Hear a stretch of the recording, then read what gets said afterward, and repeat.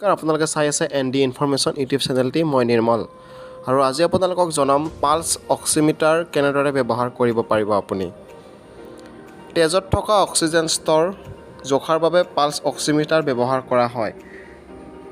তেজৰ অক্সিজেনৰ স্তৰ অনুমান কৰাৰ বাবে পালছ অক্সিমিটাৰ এটা উপযোগী অক্সিজেন তেজত কঢ়িয়াই অনা অক্সিজেনৰ পৰিমাণ বিষয়ে তথ্য দিয়ে এই অক্সিমিটাৰে পালছ অক্সিমিটাৰে তেজৰ নমুনা নোলোৱাকৈ তেজত অক্সিজেনৰ পৰিমাণ অনুমান কৰিব পাৰে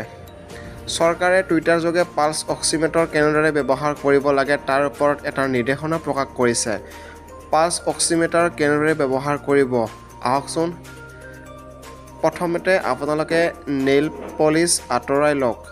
আৰু হাতখন যদি ঠাণ্ডা হৈ পৰিছে তেন্তে অলপ উমাল কৰি লওক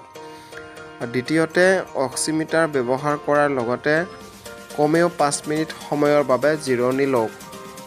তৃতীয়তে হাতখন বুকুৰ ওচৰলৈ আনি স্থিৰ কৰি ৰাখক অক্সিমিটাৰটো অন কৰক আৰু ইয়াক আপোনাৰ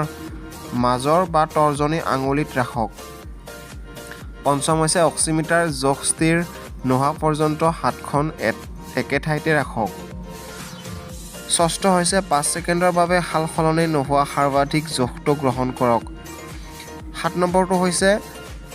প্ৰতিটো ৰেকৰ্ড সাৱধানে চিনাক্ত কৰক 8 নম্বৰটো হৈছে বেছলাইনৰ পৰা ৰেকৰ্ডিং আৰম্ভ কৰক আৰু একে সময়ত দিনে 3 বাৰ ৰেকৰ্ড কৰক যদি আপোনাৰ অক্সিজেনৰ স্তৰ 95% বা তাতকৈ কম হয় শ্বাস-প্ৰশ্বাসত সমস্যাৰ সন্মুখীন হয় তেনেহ'লে চিকিৎসকৰ কাষ চাপক যদি আপোনালোকৰ এই ভিডিঅ' চাই ভাল লাগিছে তেনেহ'লে লাইক কৰিব কমেণ্ট কৰিব আৰু আগলৈ শ্বেয়াৰ কৰিব ধন্যবাদ